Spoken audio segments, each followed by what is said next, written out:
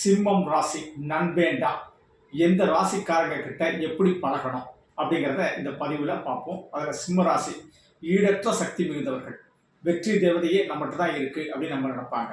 எதுலேயும் முதன்மையாக இருக்கணும், நம்ம வந்து ஒரு பெரிய ஒரு பொசிஷனுக்கு வரணும் அப்படின்னு இவங்க நினைக்கக்கூடியவர்கள். அதே மாதிரி பெரிய பொசிஷனில் இருக்கக்கூடவங்களோட தான் அதிகமாக பழகுவாங்க. சார் என் தகுதிக்கு அவங்க இருக்கணும் அப்படின்னு அவங்க எப்போவுமே தன்னை ஒரு தகுதியான ஆளாக இது பண்ணிட்டு தன்னோட தகுதி மேலே உள்ளவங்களா அப்படி பார்த்து அப்படி பழகக்கூடியவர்கள் சிம்மராசிக்காரர்கள். ஆனால் உள்ளுக்குள்ள இலகிய மனசு இருக்கும். ஆனால் அந்த முதன்மை, ஒரு ஸ்டேட்டஸு அப்படிங்கிற ஒரு கர்வம் அப்படிங்கிற ஒரு விஷயம் வந்து வெளியில் இவங்க காமிக்கணும் அப்படிங்கிற ஒரு தோணி இருந்துக்கிட்டே இருக்கக்கூடிய அமைப்பு இவங்களுக்கு எப்பவுமே உண்டு. அதே மாதிரி நல்ல சூரிய தேவனுடைய அனுகிரகம் பெற்றவர்கள் அப்படின்னு நம்ம சொல்லலாம். அதே மாதிரி எந்த ஒரு காரியத்திலும் நம்ம வந்து கண்டிப்பாக நம்ம வெற்றி பெற்றாகணும், அல்லது நம்ம சார்ந்தவங்க வெற்றி பெற்றாகணும், நம்ம குடும்பம் வெற்றி பெற்றாகணும். அதே போல் உறவுகள் மத்தியில் நம்ம ஒரு செல்வாக்கோடு இருக்கணும். நம்மளுடைய நண்பர்களில் நம்ம தான் ஒரு தலைவனாக இருக்கணும். நம்ம ஒரு வியாபாரம் பார்க்குறோம் அப்படின்னா அந்த வியாபாரத்தில் நம்ம ஒரு முதன்மையாக இருக்கிறது, அந்த வியாபார சங்க தலைவராக இருக்கிறது. அரசியலில் போயிட்டோம் அப்படின்னாச்சுன்னா கண்டிப்பாக நான் வந்து ஒரு சார் ஒரு லீடராக வந்தே தீர்வேன் சார் அப்படின்னு ஒரு விஷயம் இருக்கும். அதுக்கு தகுந்தால ஒவ்வொரு ஆட்களை பிடிச்சி இவங்க எப்படிலாம் போகணுமோ அந்த பயணங்கள்லாம் அற்புதமாக இருக்கும். அந்த அளவுக்கு சிம்மராசிக்காரர்கள் என்ன அப்படின்னு கேட்டிங்கன்னா ஒரு உயர்ந்த அந்தஸ்து ஒன்றா நம்பர் அப்படிங்கிற ஒரு விஷயத்துக்குள்ள அற்புதம் வழங்குவாங்க. ஏன்னா சூரியனுடைய ராசி, சூரிய பகவானுக்கே நம்பர் 1 தான் லக்கி நம்பர். அப்போ கண்டிப்பாக இவர்கள் எப்பவும் நம்பர் 1 அப்படிங்கிற ஸ்டேஜை தக்க வைக்கணும். அதை தக்க வைக்கிறதுக்கு நிறைய முயற்சி பண்ணுவாங்க. அப்பப்போ அந்த நம்பர் 1 ஸ்டேஜிலேருந்து கொஞ்சம் கீழே இறங்குவாங்க. இறங்கும் போது அவங்களுக்கு நிறைய கொஞ்சம் ஒரு கர்வம் போன மாதிரி தெரியும். ஆனால் மறுபடியும் அதை நோக்கி பயணம் பண்ணுறது இவங்களுடைய ஒரு பலமாக இருக்கும்.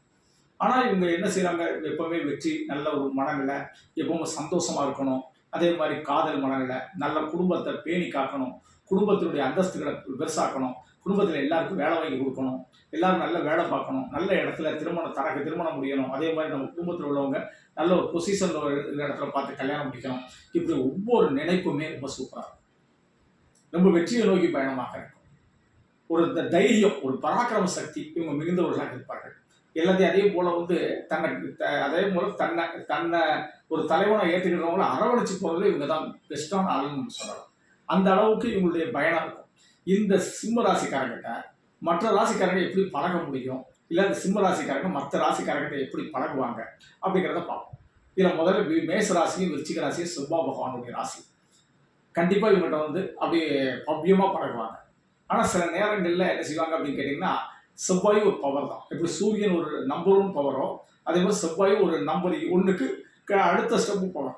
அப்போது என்னைக்காவது தனக்கு ஒரு பிரச்சனை வருது அப்படின்னா டக்குன்னு இவங்களை காட்டி கொடுக்கவும் தயங்க மாட்டாங்க, அதே மாதிரி எதிர்க்கவும் தயங்க மாட்டாங்க. அதனால எப்பவுமே சிம்ம ராசிக்காரங்க கூடயும் விருச்சிக ராசிக்காரங்க, அதாவது மேச ராசிக்காரங்க கூடயும் விருச்சிக ராசிக்காரங்க கூடயும் சிம்ம ராசிக்காரங்க கொஞ்சம் கவனமாக பழகணும். அவங்கள கரெக்டான ஒரு பொசிஷனில் வச்சு பழகணும். அப்படி இல்லைன்னா இந்த மாதிரி ஒரு சில நேரங்களில் எதிர்பாராத ஆபத்துக்கள் வரக்கூடிய அமைப்புகள் வந்து அதில் தெளிவாக இருக்கிறாங்க. அதே போல் ரிஷப ராசிக்காரங்க, அது துலா ராசிக்காரங்க, இவங்க 2 சுக்கிரனுடைய ராசிக்காரங்க. இவங்க சூப்பராக பழகுவாங்க சார். இவங்க ரொம்ப அன்பாகவும் பழகுவாங்க. ஏன்னா சுக்கிரன் ஒரு பெண்மை அப்படி சொல்கிறோம், அதே மாதிரி சூரியன் ஒரு மகா ஆண்மை அப்படி சொல்கிறோம். அப்போது ஒரு காதல் வயப்படக்கூடியவர்களாக இருப்பாங்க. அதே மாதிரி உங்களுக்கு ஒரே விஷயம், இந்த ராசிக்காரங்களை பிடிச்சிட்டாங்க அப்படின்னா சிம்மராசிக்காரங்க, ரிஷபராசிக்காரங்களே சரி, துளாராசிக்காரங்களே சரி, எந்த இடத்துலையும் விட்டு கொடுக்க மாட்டாங்க. அவங்களுக்காக போராடுவாங்க. இவங்க போராடுவாங்க, இவங்களுடைய பலத்தெல்லாம் வச்சு அவங்களுக்கு போராடுவாங்க. சில நேரங்களில் அவங்களுக்கு இவங்க வாய்ப்புகள் வாங்கி தருவாங்க. அந்த வாய்ப்புகளை அவங்க பயன்படுத்திக்கிட்டாங்கன்னா அவங்க முன்னேறிடுவாங்க அப்படின்னு நம்ம சொல்லலாம். ஒரு அற்புதமானது. அதாவது சிம்மராசிக்கு ஒரு காதல் வாழ்க்கைக்கு ஒரு அற்புதமான ஒரு விஷயம்னா அது ரிஷபராசிக்காரங்களும் துளாராசிக்காரங்கள் தான். ஆனால் சிம்மராசி இந்த துளாராசிக்காரங்களோட ரிஷபராசிக்காரங்களுக்கு சில நேரம் இந்த சிம்மராசிக்காரங்களுடைய கர்வம் மற்ற விஷயங்கள் பிடிக்காம கொஞ்சம் ஒதுக்குவாங்க. ஆனால் துளாராசிக்காரங்க பக்குவமாக செயல்பட்டு போவாங்க அப்படின்னு நம்ம அற்புதமாக சொல்லலாம். அடுத்த மிதுன ராசிக்காரங்களும் கன்னி ராசிக்காரங்களையும் பார்த்தீங்கன்னா புதன் பகவானுடைய ராசிக்காரங்க, நல்ல அறிவாளிகள். கண்டிப்பாக சிம்மராசிக்காரங்க இந்த 2 ராசிக்காரங்களையும் தான் கைக்குள்ளேயே வச்சுருப்பாங்க. இப்போ புதன் வந்து ஒரு நார்மலான அறிவாளி அப்படின்னு சொன்னாலும் கன்னி வந்து ஒரு எக்ஸ்ட்ரானரியான அறிவாளி சொல்லுவாங்க. ஆனால் 2 பேருமே இவங்களுக்கு பயன்படுவாங்க அப்படிங்கிறதுனால சிம்மம் வந்து இவங்க 2 பேர்த்தையுமே விட்டு கொடுக்காது. இவங்களுக்கு எந்த அளவுக்கு இவங்களுக்கு உரிமை கொடுக்கணும், இவங்களுக்கு எந்த அளவுக்கு உரிமை கொடுக்கணும், ஆனால் நம்மளுடைய பலத்திலேயே அவங்க இருக்கணும் அப்படின்னு நினைப்பாங்க. அதுக்கு தகுந்தால அவங்களுக்கு என்னென்ன செஞ்சு கொடுக்கணும், என்னென்ன செல்வாக்கு கொடுக்கணும், அதே மாதிரி என்ன வசதிகள் செஞ்சு கொடுக்கணும், அவங்களுக்கு என்ன வகையில் நம்ம பொருளாதாரத்தை கொடுக்கணும் அப்படிங்கிறதெல்லாம் தெளிவாக கொடுப்பாங்க யார் சிம்மராசிக்காரங்க. அதாவது ஒரு ஒரு அரசனுக்கு இந்த 2 பேரும் மந்திரிகள் மாதிரி. ஆக்கப்பூர்வமான மந்திரிகளாகவும் இருப்பாங்க. அதே மாதிரி செயல் வடிவம் கொண்ட மந்திரிகளாகவும் இருப்பாங்க. ஒரு ஆக்கப்பூர்வமா மந்திரி அப்படின்னு சொன்னதுன்னா மிதுனத்தை சொல்லலாம்.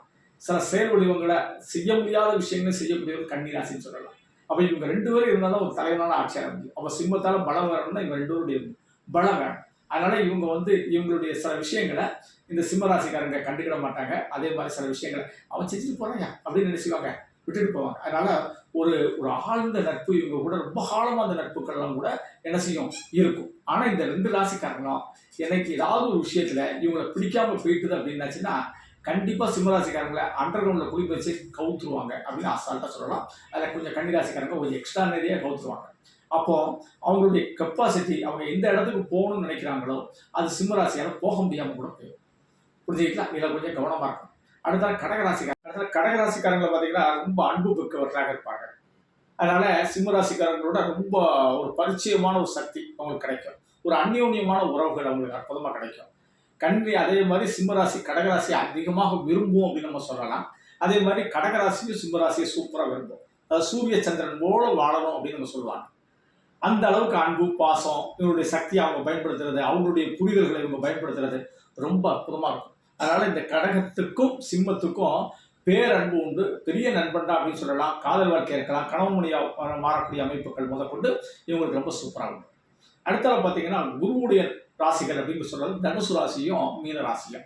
இவர்கள் எடுத்துக்கிட்டீங்கன்னா குரு அப்படிங்கிறது கண்டிப்பாக சிம்ம ராசி இந்த 2 ராசியும் ரொம்ப அற்புதமா மதிக்கும். ஏன்னா எவ்வளவு பெரிய தலைவனாக இருந்தாலும் அவனுக்குன்னு ஒரு குரு இருப்பான். அந்த குரு உபதேசத்தை மதிக்கக்கூடியதே சூரிய பகவான் தான் முதல்ல. அப்ப சூரியனுடைய ராசி அற்புதமா மதிக்கும். அதுலேயும் தனுசு ராசிக்காரங்கிட்ட இவங்க ரொம்ப அந்யோன்யமா இருப்பாங்க. ஆழ்ந்த நம்பிக்கையோடு இருப்பாங்க. அவங்க சொல்ற விஷயங்களை வேற வாக்கா கேட்கக்கூடியவங்களா இருப்பாங்க. இவங்களும் அவங்க முன்னேற்றத்துக்கு பல விஷயங்களை என்ன செய்வாங்க. இப்போ நாங்கள் அப்படிப்பட்ட ஒரு நட்பு, ஒரு ஆழமான நட்பு கிடைக்காதுன்னு சொல்லலாம். இந்த தனுசு ராசிக்காரங்களும் சிம்ம ராசிக்காரங்களும் ஒன்று சேர்ந்துட்டாங்க அப்படின்னு எதையும் வென்று விடலாம். அந்த ஈடற்ற சக்தி அப்படின்னு சொன்ன முதல் வார்த்தைக்கு இதுதான் பலம். அந்த சக்தி இவங்க இருந்து அற்புதமா கிடைக்கும். புதிய பரிணாம வளர்ச்சி கிடைக்கும். அதாவது ஒவ்வொருடைய சிம்மராசியுடைய ஒவ்வொரு வளர்ச்சிக்கும் இந்த தனுசு ராசிக்காரங்க பின்னால் அடித்தளம் போட்டுக்கிட்டே வருவாங்க அப்படின்னு சொல்லுவாங்க. அந்த அளவுக்கு சூப்பரான ஒரு அமைப்பு இருக்கும். அதே மாதிரி சிம்மராசியும் அந்த அடித்தளம் போடக்கூடிய அந்த தனுசு ராசிக்கு சிறப்பாக மரியாதை கொடுக்கும். அவங்களுக்கு என்னென்ன உதவிகள் செய்யணுமோ அதை பூரா அற்புதமாக செய்யும். ஆனால் மீனராசி அவ்வளோ தூரம் பண்ணினாலும் கூட சஷ்டாங்கம் அப்படின்னு சொல்லுவோம். அதாவது சில வழிகாட்டுதல் வந்து சிம்மராசிக்காரங்களுக்கு அது கரெக்டாக தான் இருக்கும். ஆனால் புரிஞ்சுக்கிட தெரியாமல் போயிடுவாங்க. அல்லது அந்த வழிகாட்டுதலில் வந்து ஒரு தோல்வியை சந்திச்சிருவாங்க.